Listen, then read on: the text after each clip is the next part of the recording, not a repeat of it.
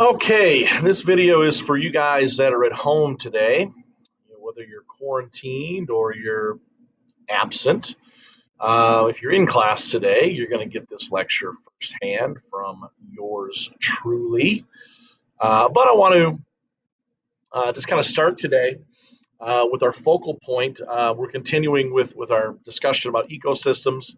And up to this point, we've talked a lot about different relationships between the biotic components of an ecosystem. We talk about symbiosis and all those different types of relationships. We are going to have a quiz next week over some of this material, and that will be in your Buzz agenda. So just kind of stay tuned for that. Anyway, today we're going to focus more on the abiotic component of an ecosystem, or at least one of them, and how it kind of interacts with some of the biotic organisms.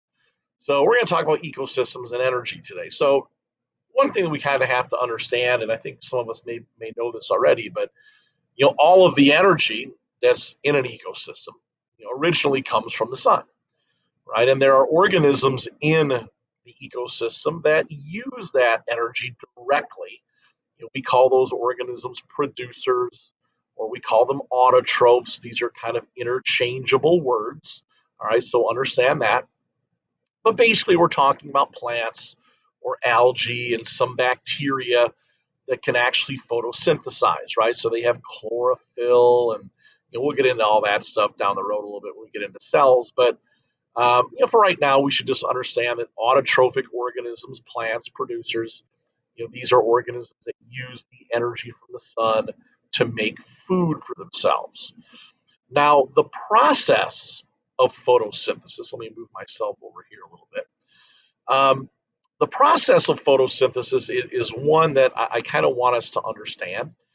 In fact, it's kind of coupled with another very important process, which is called cellular respiration. So, what I want us to look at here today is that there's kind of two pictures here, and we're gonna begin by focusing on the top. Don't even worry about the bottom half of this yet. Okay, just focus on the top. So here we have a leaf. This is a photosynthetic part of a plant. The green parts are the photosynthetic parts. These are the parts that contain chloroplasts and chlorophyll. But anyway, these arrows here in this picture, the ones that are pointing to the leaf, these are the abiotic components, from the environment that plants need, right? They need sunlight, so they get that from their environment. They need carbon dioxide gas, that's what CO2 is, and they need water. All right, so those three things are kind of important atmospheric components, or I should say, just components of the ecosystem that these plants have to have.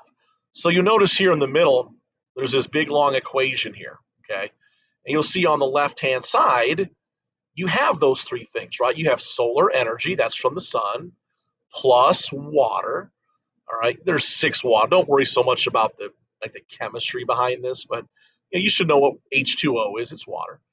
And we have carbon dioxide. So these are what we call the reactants. They're reacting together, to produce something. In fact, this arrow here is called the product arrow because it's pointing to what's being produced. So if you look at the leaf, you see these two arrows pointing out, right? This is what the plant produces. So they produce O2, which is oxygen gas. They put that directly up into the air. And they also produce this. Now, this is a formula that I want you to kind of get familiar with. It's C6H12O6. This is called glucose. This is plant sugar. Now, when plants produce this sugar, a lot of times they'll consume it, like they'll use it as food. But sometimes they make excess. In fact, a lot of times they make extra glucose. So they just store it in their tissues, or they'll store it in fruits. Like when you eat an apple, there's a ton of sugar in that apple, right? That's where a lot of that stuff gets stored at. It gets stored in the fruits of the plant. But there's some of it, just in the cells of the plant as well. So, what we're seeing here, this equation in green, again, this is showing us the process of photosynthesis. So again, we need solar energy, we need water, and we need carbon dioxide. And when a plant has those things, it produces glucose, which it can use or store it, right? And it produces oxygen gas, which it just gives off. So, understanding this equation is really, really important. I fully expect you to know what plants need and what plants produce. Okay. So that equation there is an important one. Now, another reason why it's kind of important is because this equation drives another process. This is called cellular respiration.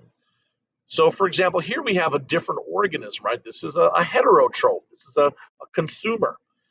And I want you to look at these arrows that are pointing to the mouse. This could be a human, it could be a deer, it could be a raccoon, it could be anything. They all respirate, they're all heterotrophic. But what does this mouse get from its environment, right? It gets oxygen. And guess where that oxygen comes from? It comes from the plants, right? So, it'll consume that, it'll inhale the oxygen. It also gets sugar. Now, where does this mouse get sugar from? It gets it from food, right? It gets it from plants. So when it eats food, that's where it gets its glucose from. So these two products of photosynthesis are actually the reactants when it comes to cellular respiration. You notice again, this arrow is pointing to what's being produced. So, when animals take in oxygen and they take in glucose, then they produce these three things. So look at the three arrows that are coming out of the mouse. Right? They produce carbon dioxide, which goes into the air. They produce water, which sometimes they'll keep some of that water in their bodies. It's a component of their cells. Or they'll just sweat it out or urinate it out or whatever animals do, right? They get rid of excess water. And they also produce energy. Now, this energy a lot of times is heat that'll be given off. Sometimes it's cellular energy that's used by the mouse. Just like plants can use glucose, right? Animals can use some of this energy for their cells. All right, but they can also give off excess energy in the form of heat. But again, this reaction, if you look at it, it's really just the opposite of this reaction. So, photosynthesis is, these are the reactants and these are the products, whereas in respiration, these are the reactants and these are the products. So these two equations, these two processes kind of fuel each other, right? I mean, the plant produces things that the animal needs, and the animal produces things that the plant needs. All right, so this is a very, very important slide that you need to study. There's going to be several questions on your next quiz about these processes. So we need to really study it, look over it, that type of thing. So pretty important. Now, another thing about plants, which I think is kind of important that most people don't know, is plants actually, I mean, we always think of them as autotrophs and they photosynthesize, which is true. But plants actually photosynthesize and they respirate. They actually do both. In fact, this kind of makes sense. I mean, if you look at this plant here, right? During the daytime, I mean, or let's say we have a typical day, 24 hours, right? Part of that 24-hour day is spent in the sunlight, right? So during the sunlight hours, the plant's going to photosynthesize, right? They have sunlight, they have carbon dioxide they're going to be taking in. So this plant will be photosynthesizing during the day and it will be producing oxygen. But at nighttime, right, when the sun goes down, they don't have any sunlight.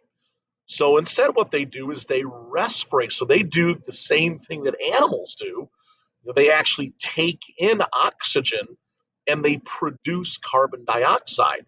So it's kind of just the opposite process. So you might think, well, why do we call plants, autotrophs? I mean, if they photosynthesize and they respirate. Well, the answer to that is that photosynthesis is kind of the dominant process. They actually do this more than respirate. So they're actually producing more oxygen than they are taking in. So that, like, overall, the photosynthesis part kind of overruns the respiration part. So that's kind of why we say that plants are photosynthetic and they're autotrophic, because they do this process more than they do this one. Hopefully that makes some sense. But I want you to know that about plants. All right, so the importance of photosynthesis. Let me move myself back over here. All right, plants produce energy, right? They produce glucose. That's an important thing that animals can consume. So if plants didn't photosynthesize, then animals wouldn't get the energy that they need, right? So that's an important thing. Another thing that photosynthesis provides is oxygen gas. So if there's an animal that needs to breathe in oxygen, that comes from a photosynthetic organism. So this kid here hugging a tree, maybe you should all go out and hug a tree. All right, go out, hug a tree today, take a picture of it, send it to me. Who knows? Maybe I'll even give you an extra credit point. See if that ever happens if you're watching the video. Anyway, go hug a tree. It's an important thing. Say thanks, tree, for the beautiful oxygen gas that you provide and the lovely glucose that you provide so that my cells will have energy. Anyway, do that. It's important. Now, cellular respiration, okay, the importance of it, because this is like the other process, right? This is what animals do. This allows animals to produce energy for themselves, right? When we consume glucose, that glucose allows us to produce cellular energy. All right, now this is a concept, cellular energy. We will talk about this a little bit more later on, but if we don't eat glucose, if we don't consume it, then we can't produce energy for our cells. Cellular energy, I like to kind of refer to it as gasoline for your cells, right? If a car doesn't have gas, then the car doesn't go, right? If your cells don't have gas, then they can't go. So when we eat glucose, when we consume it, then we get that energy for our cells, and that helps our body work, right? So that's an important part of cellular respiration. The other thing is that we produce carbon dioxide, right? Animals produce CO2, and that's needed for plants. So it kind of helps drive the other process. So make sure we know the big importance is there of respiration and also photosynthesis. All right, so enough about plants and producers. Let's talk a little bit about the consumer side, right? There's producers and then we have consumers. So I would think that this is kind of middle school science here, right? Consumers are organisms that can't photosynthesize, so they have to go out and consume another organism. We kind of have some different categories here of consumers, right? We have carnivores, like sharks, for example. They have to eat other consumers. They eat like seals and things like that. Herbivores, like a cow, for example, he just eats a producer. He eats plants. Then we have omnivores, like bears, for example. They can both eat other consumers and they can also eat producers, right? So make sure we're familiar with those three terms. There's a couple other types of consumers that some people have some trouble understanding. I want to make sure that these guys get some credit. These are called detritivores, scavengers, and decomposers. One thing about all three of them, here's some examples here I'll talk about, is all of them are kind of recyclers. They kind of help to break down material and return some of those nutrients back to the environment. So all three of them kind of do that, but they're all a little bit different. So let me explain kind of the difference between the three. First of all, detritivores. A really good example of a detritivore is this picture on the bottom left. These are called dung beetles. They literally eat poop. Okay, that's what they do. In fact, the definition here says that detritivores consume something called detritus. Detritus is basically just organic matter, non-living matter. Like poop, for example. Poop is organic. It's got a bunch of carbon-based compounds in it, but it's not a living thing, right? Leaf litter, like dead leaves that fall off of a tree. A dead body, like a dead raccoon in the middle of a field or something. Detritivores will consume those things. They'll actually use it as a food source. Now, scavengers are kind of the same thing, but they're much larger organisms. A really good example is a vulture. A vulture, it'll kind of wait, for another animal to consume a carcass, and then the vulture will come in and just kind of pick off the scraps and things like that. So scavengers are basically big detritivores. That's kind of the way I look at it.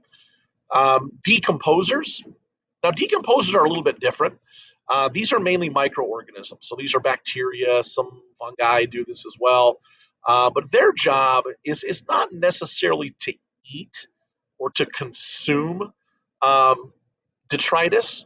Instead, they break it down into smaller parts. So their role is a little bit different. I mean, these guys over here are like actively eating detritus, whereas the bacteria and the decomposers are just breaking it into smaller pieces. So there is some differences there between the three, but they're all kind of nature's recyclers. Okay. Food chains. All right, a little bit we need to know about a food chain. Again, we talked about energy, right? Energy from the sun is what powers all this stuff. So when you're looking at a food chain like this, okay, you'll notice these arrows, right? These arrows are pointing to the direction of the energy flow. So, whenever we have a food chain, we always start with a producer. That flower, for example, is getting its energy directly from the sun. Right? So that flower will photosynthesize and it'll store glucose. So it has a lot of energy in it. But that energy is going to flow to another organism. In this case, it's a caterpillar, okay, or some other organism, whatever. But in this food chain, it's a caterpillar. So this is what we call a primary consumer. It's the first consumer.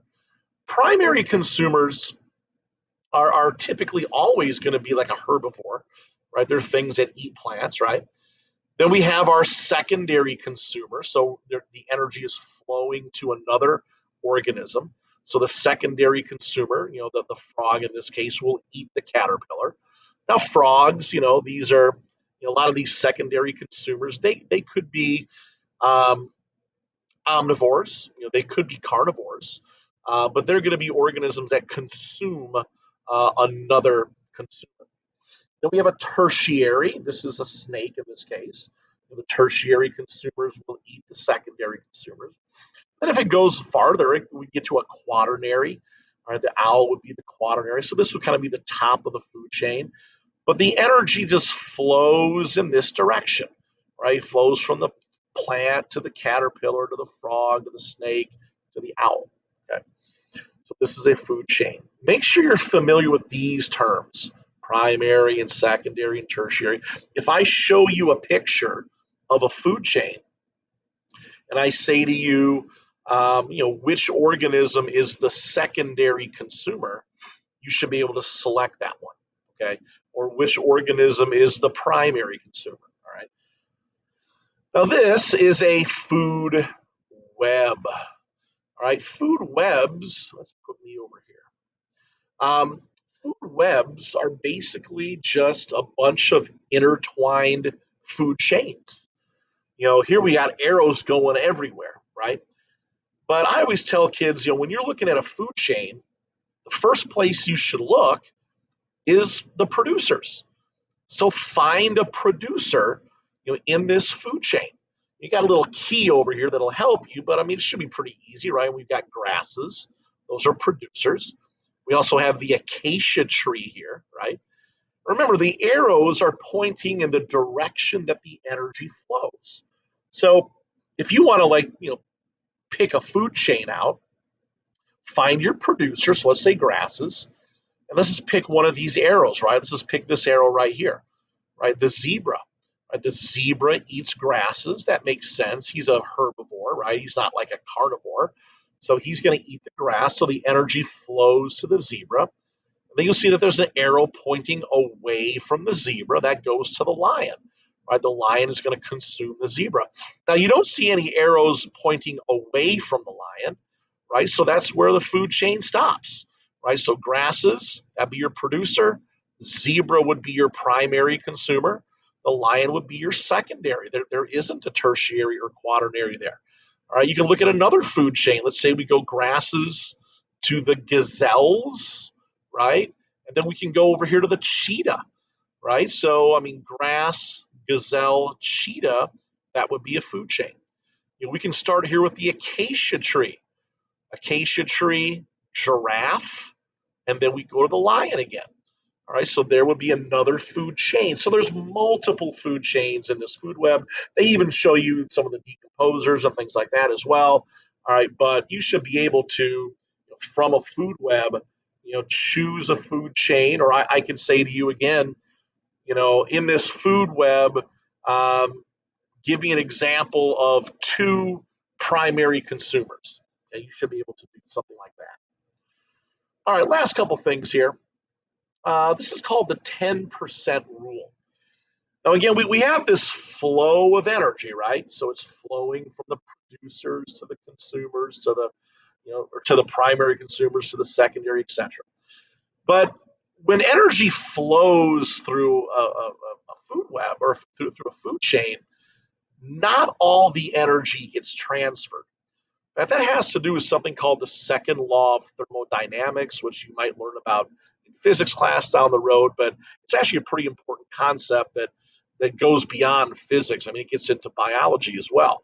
It says here, when one organism consumes another, all energy is transferred to the consumer. In fact, the 10% rule says that only about 10% of the energy from one level, we call those trophic levels, like producer to trophic level, is actually transferred to the next level. So here's a really good example of this. Okay, here we have a food web. Okay, we've got our flower, there's our primary producer, right? There's our producer level.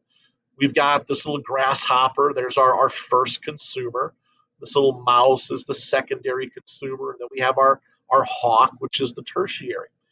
Now you'll see these numbers here. Right? These are energy values. So they're showing us how much energy is available to each level. And we're going to start down here at the very bottom. Okay, you see where it says a million J. J stands for joule, Joule. It's just a unit of energy. So the more joules you have, the more energy you have, whatever. But this is how much energy is provided for the plants. Now, here's one thing I want you to understand about the sun and plants. It's only about 1% efficient. So of those million joules of energy, only 1% of it actually gets consumed by the plants. In fact, 10,000 is 1% of a million.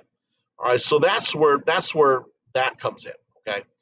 Now, from this point in the food web or food chain, only 10% of this energy gets carried over to the grasshoppers. Well, 10% of 10,000 is 1,000. All right, only 10% of this energy can go to the mouse. Well, 100 is 10% of 1,000. Only 10% of that energy goes to the hawks. Okay, so there's a reason why food chains don't go on forever. Right? They don't go at 7, 8, 9, 10 levels because there's just not enough energy. Right? I mean, only 10% of that energy is carried over to the next level. There just isn't any. It's another reason why a lot of times, as you go up the food chain, you have less and less organisms because there's just not enough energy to support them. So this is called a pyramid of energy. It kind of looks like a pyramid a little bit, I guess, but this is called a pyramid of energy. We can see that reduction. We actually lose 90% of the energy as we go up to a different level. Now, this is called a pyramid of numbers. It's kind of the same concept, but instead of energy values, these are numbers of organisms. So imagine that we have like a pond, and in that pond, there's whatever, 12,000 aquatic plants. Okay. Well, those aquatic plants, they're like the base of the food chain. So they provide food and energy for the next level. So these are the fly larvae. You'll notice that there's, a little bit less than 2,000 fly larvae. There's not as many of those, right? Well, that's because there's less energy. All the energy that these aquatic plants provide, only 10% of that energy can go to the fly larvae. So there's not as many of those organisms. The bluegill eat the fly larvae, but there's not as many bluegill because they're only getting 10% of that energy. Largemouth bass, they're the top of the food chain. There's not very many of those at all. Again, they're just not getting the energy that's provided from the previous level. So, this is just the numbers of organisms. And you'll just notice that they decrease severely as we go up the chain. But the reason why that happens is because of this. There's just less and less energy. Okay. All right, we'll stop here today, guys. Thanks for tuning in. You know, watch this again if you need to. Use it for some study material for your next quiz. All right, I'll see you guys soon.